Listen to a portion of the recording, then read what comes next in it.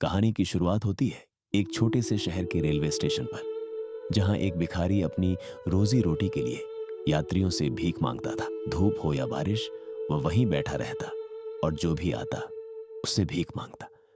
उसका जीवन बेहद कठिन था, पर एक दिन उसकी जिंदगी में एक ऐसा मोड़ आया जिसने उसकी पूरी सोच ही बदल दी। स्टेशन पर एक लंबा चौड़ा सूट बूट पहना आदमी ट्रेन में आया। भिखारी ने सोचा, यह अमीर दिखता है, इससे जरूर कुछ मिलेगा। वह उस आदमी के पास गया और भीख मांगी, मगर उस आदमी ने भिखारी से तीखे लहजे में कहा, तुम हमेशा मांगते ही रहते हो, क्या कभी किसी को कुछ देते भी हो? भिखारी हैरान रह गया। उसने मना किया, साहब, मैं भिखारी हूं, मेरे पास देने के लिए कुछ नहीं है। तब वह आदमी बोला, अगर तुम्हारे पास देने को कुछ नहीं तो मांगने का भी कोई हक नहीं। मैं व्यापारी हूं और व्यापार में लेन देन का नियम होता है, कुछ दो तो कुछ पाओ। यह बात भिखारी के दिल में गहरा असर छोड़ गई। वही रात उसने सोचा, अगर मैं कुछ नहीं दे सकता तो मुझे भीख क्यों मिले।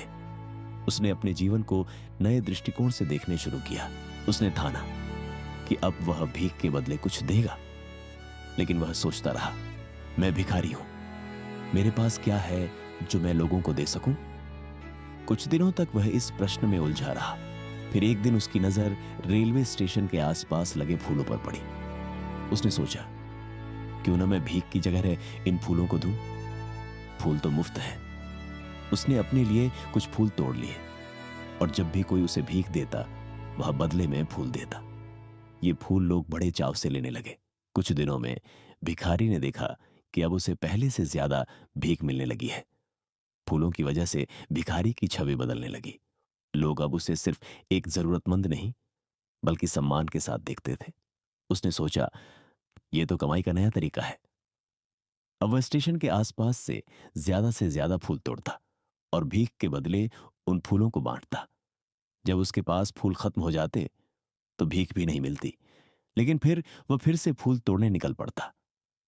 कुछ महीने बाद वह लंबा आदमी फिर रेलवे स्टेशन आया।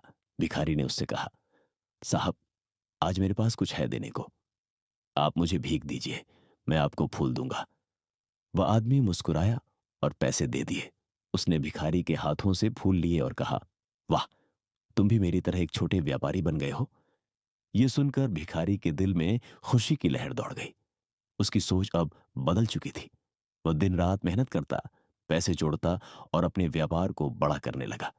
धीरे धीरे वह फूलों का बड़ा व्यापारी बन गया। जो कभी भीख मांगता था अब खुद सफलता का प्रतीक बन चुका था।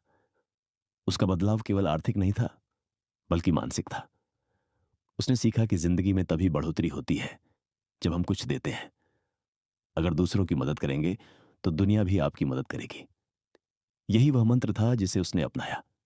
कई महीनों बाद वह आदमी फिर स्टेशन आया और दोनों ने आपस में बधाई दी।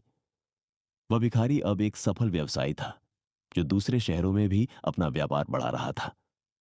ये कहानी हमें यह सिखाती है कि कभी कभी जिंदगी में धोखा या असफलता हमें नए रास्तों पर ले जाती है। सबसे जरूरी है हमारी सोच और नजरिया बदलना। अगर हम अपने भीतर का आत्मसम्मान जगाएं, खुद को कमजोर ना समझें, तो हम कोई भी बाधा पार कर सकते हैं।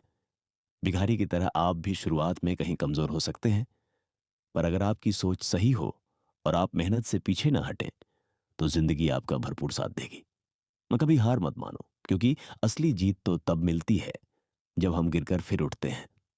तो दोस्तों, इस कहानी से सीखिए कि जिंदगी ने अगर आपको धोखा दिया है तो यह अंत नहीं बल्कि एक नई शुरुआत है। अपनी सोच को बदलिए, खुद में विश्वास रखिए और उठिए, क्योंकि जीत आपके कदम चूमेगी।